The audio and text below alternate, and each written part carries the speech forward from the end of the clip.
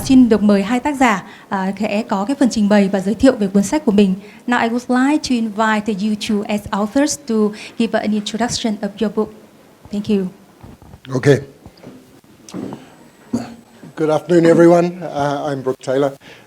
It's an honor to be here today, and I'm very proud that we've got to this point where we're able to share our book, which was published last year, with Vietnam and with Vietnamese people. Thank you all for being here. My name is Sam Korsmoe, and together with Brooke, we spent more than 3 years working on this book. 3 years of research, 3 years of writing, 3 years of editing, 3 years of editing again, and 3 years of editing again. It's great that we have 2 books here. We have the book in English, and then we have the book in Vietnamese. And so that was a big challenge to pull that off, but we were able to do so, and it's great that we have both available here, and I hope you enjoy and can appreciate our work. So let's go on. Well, we've got a short presentation to make today. It's in Vietnamese, so I don't think we'll do the full translation unless you... Let's see. Let's see. Let's go on to the first slide. So this is the hypothesis of the book. So what we wanted to do was answer a reasonably simple question. Of course, no question is simple. So what we wanted to do was we defined the hypothesis that Vietnam can be defined as a tiger economy, and that it will grow to become higher income nation over the coming years, similar to the way that South Korea and Taiwan did when they grew their economies during the 80s and 90s. Now, there are implicitly 2 questions in this. Is Vietnam a tiger economy, and will it grow to be a rich country like Taiwan and South Korea? And of course the answer, well, this is not a mystery, so we're actually going to give you the answer now. We did conclude through our research that Vietnam is a tiger economy today. We won't go through the details, but we developed some what we call tiger metrics, which we looked at other countries that were tiger economies, and we said, yeah, Vietnam is exhibiting enough of those to also be called a tiger economy today. And we also concluded that it will probably grow to become a high-income nation, similar to South Korea and Taiwan have become over the last 40 years.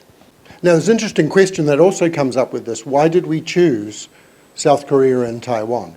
Now, I'm not going to give you the answer to that because you'll probably see as we go through this presentation why that is clearer. But often Vietnam is compared with the countries of Southeast Asia. Why did we choose some countries from Southeast Asia? But before we do that, we've just got one slide that explains the reason for writing the book. Now, it has already been presented in the short video just now, but I'll go through a couple of points here because I think it's important to frame where we were before we started writing the book. So we wrote the book for 3 groups. One for Sam and myself to understand what's going on, one for foreigners, and one for Vietnamese. So for Sam and I, it was a question, as this chart shows, in the 20-plus years that we've both been living in Vietnam, we've seen the growth of Vietnam.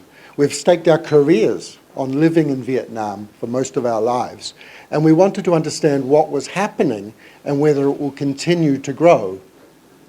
Should we stay here? Sorry. But at the same time, we've seen this incredible line here, which is the poverty rate. We've seen the poverty rate in Vietnam decline from over 50% during the 90s to less than 3% today.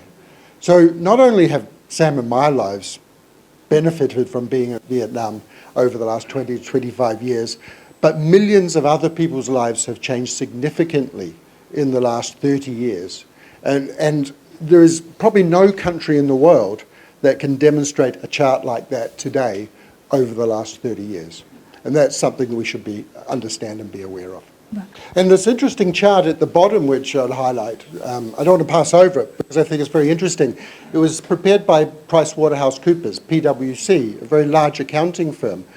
And this was in a report in 2017, which predicted that Vietnam will be the 20th largest economy in the world by 2050. Now, when you think about how far Vietnam has come and how poor it was 30 years ago, to think that within 25 years it could be one of the 20th largest economies in the world is something very, very exciting. Now, there's other subjects which I think you can read for yourselves was presented in the video, but from my own experience working with a lot of foreigners that visit Vietnam, either students or business people, they come to Vietnam with a lot of preconceptions about the country which are motivated by the war or communism or history, a range of other historical facts, which might have been right at one point in time, but are no longer right today. They're out of date. And there was a desperate need for someone to define internationally, to define contemporary Vietnam today. And some of those misconceptions we'll talk about in just a moment. But then the third important group that we wanted to write this book for was, of course, Vietnamese. As we started to write the book, we realized that most people in Vietnam do not have a good understanding of what is actually happening in their country. Why is their country growing? Can this growth continue? Is it just completely random, or is there a model that is playing out here? And if we can understand this, what does it mean for our futures? Also, I think it's important to take pride in what has been achieved already, right? And I found that in Vietnam, people seldom celebrate what has been achieved. They're always expressing concern and doubt about the future. But we should reflect on what has been achieved and be excited about the future. So we'll talk about a few of these misconceptions that, as I said, we picked up, we identified that foreigners have. The first one to talk about is Vietnam a Southeast Asian country? When we think about countries, we often group them by geography, right? And that's pretty reasonable. Vietnam is in Southeast Asia. We should call it a Southeast Asian country. But if we're looking at economic growth and development, then we would argue that culture has a stronger impact on the way that a country will develop. And if you look at Vietnam's culture, it is probably more Northeast Asian than Southeast Asian. It has much more in common with Japan, South Korea, Taiwan, China, and the countries of Northeast Asia than it does with the Southeast Asian countries. Now, there's a list of similarities, but the most important, I think, is the impact of Confucianism on the society here as a philosophy and how people live their lives and their families operate, and the society operates.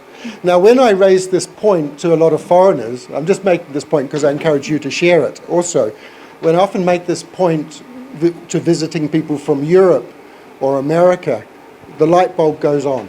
Right? They start to think differently about the country. And it really makes things come together much more clearly. What is happening in Vietnam has already happened in the other countries in Northeast Asia. And what really is happening in Vietnam is we're catching up to the countries in Northeast Asia, not trying to follow the countries in Southeast Asia. The second one we want to talk about is the economic development model that is happening in Vietnam. The first point is shown on the left-hand side here, that Vietnam right now is experiencing what we refer to in the book is the industrialization of Vietnam.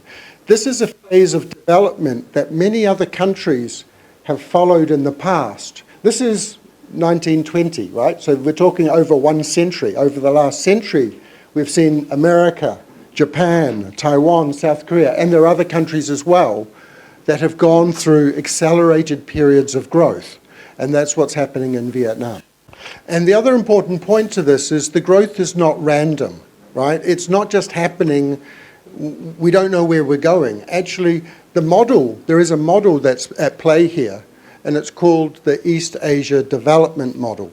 And it's the same model that South Korea, Taiwan, and Japan, Hong Kong, and Singapore all use to grow their economies.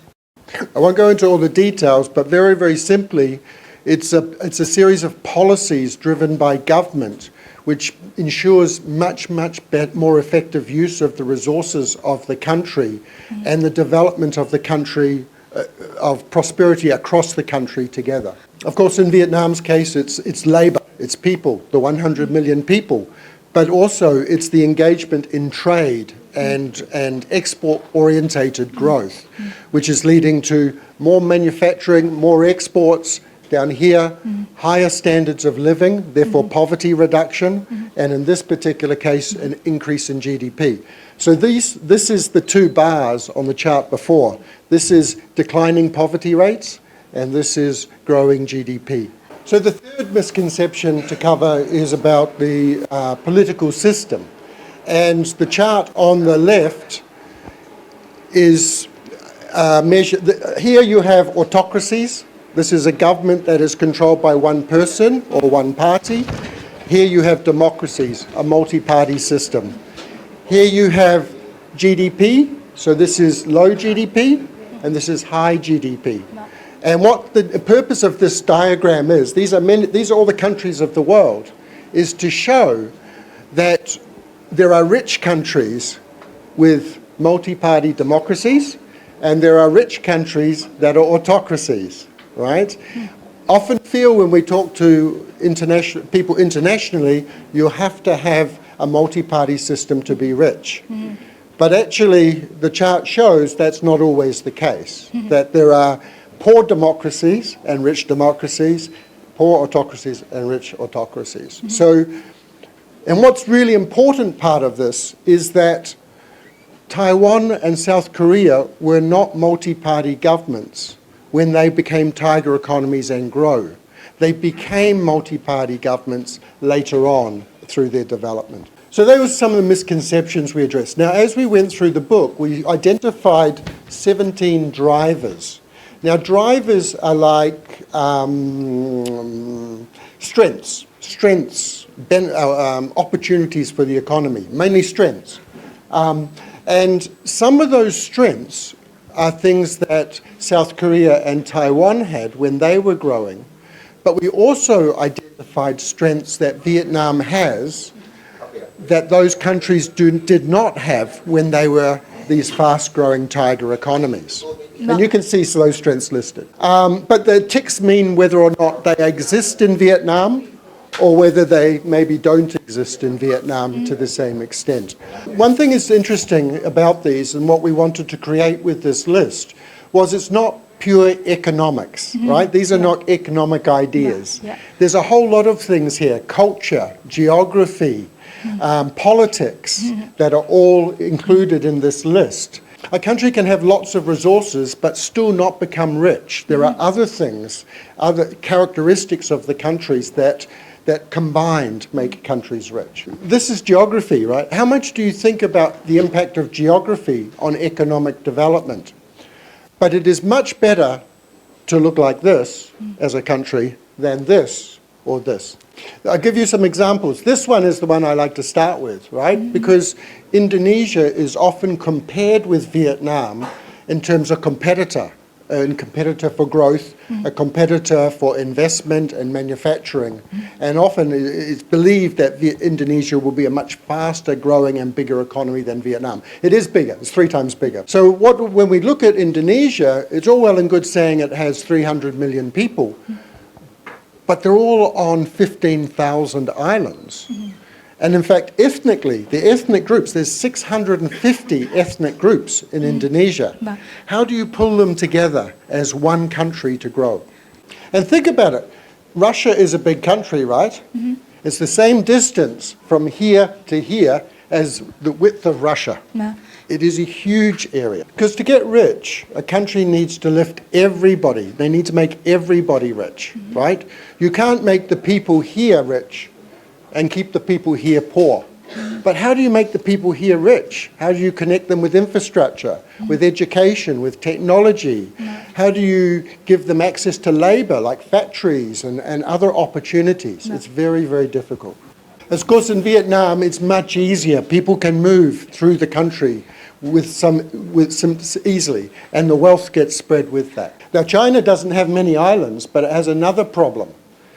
It's very big from here to here, and all of this is a long way from the sea, a long way from the ocean. So all of China's development, economic development, is along the coastline. And you see this around the world, even America. All the wealth is on the coastline, and up some of the rivers, right? The areas that are a long way from logistics, a long way from ports, are actually tend to be poor. So that's why, again, Vietnam has this huge benefit. Nobody is too far from the sea. Another point is the focus on education. Now, this is a product of, as we were talking about, the Confucian philosophy, right, which puts a lot of focus on the importance of education. And what we're showing here is this, Vietnam's not on this chart, but it shows, we think Vietnam's about here, right? And this is a chart that shows your education level, how it impacts economic growth. So with Vietnam being somewhere around here, the education level is adding 3 to 4% to economic growth because it's better educated workforce. This is a topic that gets a lot of interest from both people in Vietnam and overseas, but it's a very, very important one that we really wanted to cover, and we did a complete case study in our book for it, and that is the role of women in Vietnam, particularly in terms of helping the economy to grow. But as you can see in this chart, this is the female to male engagement rate in the workforce. So for every one male, or 100 males, there are 87 females in the workforce, which means it's close to 50-50. There is only one other country in the world with a large economy that has this level of engagement rate, and that is Sweden. But it's hard to communicate how important this issue is, because, or this matter is, because you can see the benefits that accrue when women are fully or properly engaged in the economy. I think the most important one is the impact it has on the poverty rate, that the poverty rate is much, much lower when women have the opportunity to work, fully work. And because women are very engaged in employment and the economy, it's incredible to look at how big the workforce is actually in Vietnam today. It is bigger than the entire population of South Korea, and many times, or more than 2 times bigger than the population of Taiwan, the 2 countries we're comparing Vietnam to. It's also interesting to understand that women in these countries did not have the freedom or the opportunities that women in Vietnam have at the time that those economies. So if we do the projections, so we said Vietnam will be a rich country, and this is just the simple mathematics. The average growth rate for the last 20 years has been 6.23%. So if we project that forward, we can project it forward at 5.23%, 6.23%, and 7.23%. We see that Vietnam crosses this line. Now this line is approximately $12,000 GDP per capita. And that is a line that is commonly referred to as the line between middle income and high income countries. So if Vietnam continues to grow at the same rate, it will become a high income nation about 2042. If it grows faster, maybe 2030s. If it grows slower, maybe 2045. I think the Prime Minister said 2045, right? But it's important to understand that many countries get to this level and can't get over it. They can't become rich countries, or they become rich and then they become poor again. Russia is a very good example of this. Brazil, Argentina, other countries that have become rich and then become poor again. So it's not guaranteed that Vietnam will get there. So these are some of the things that we have identified in the book. There is, I think, 9 in total, but these are 5 at least that give you thought that we can have all these drivers, but there are still risks. There are things that may mean that Vietnam does not become a high-income nation in the future. So I think our final slide is an interesting one. We were asked to predict the future at a recent event in Ho Chi Minh City. And so we created this list of Vietnam in 2045. And some of these things we've written about in the book, others we made up for the event. But it paints some ideas around the potential and opportunity in the country. For example, the Olympics, you know. South Korea hosted the Olympics in 1988 when its GDP was lower than Vietnam's today. It's very interesting that countries use the Olympics as a milestone, as a sense of achievement, and an announcement to the world that they have arrived. We saw China do this in 2008, South Korea in 1988, Japan did it in 1964. But so countries use the Olympics as an announcement to the world we have arrived. And these three are interesting, right? Because people will probably think, no. But this one, V-pop, this one, win an Oscar, and this one, go to the World Cup. South Korea has done all three, right? Yeah. So there's a role model. There's a reason behind we put these up, because South Korea's already done this. So that's it. Thank you. I think this gives a great idea of what we might see in the future. I don't think it's far away. I hope you share in my vision and Tôi my dream. xin cảm ơn các quý vị đại biểu đã lắng nghe.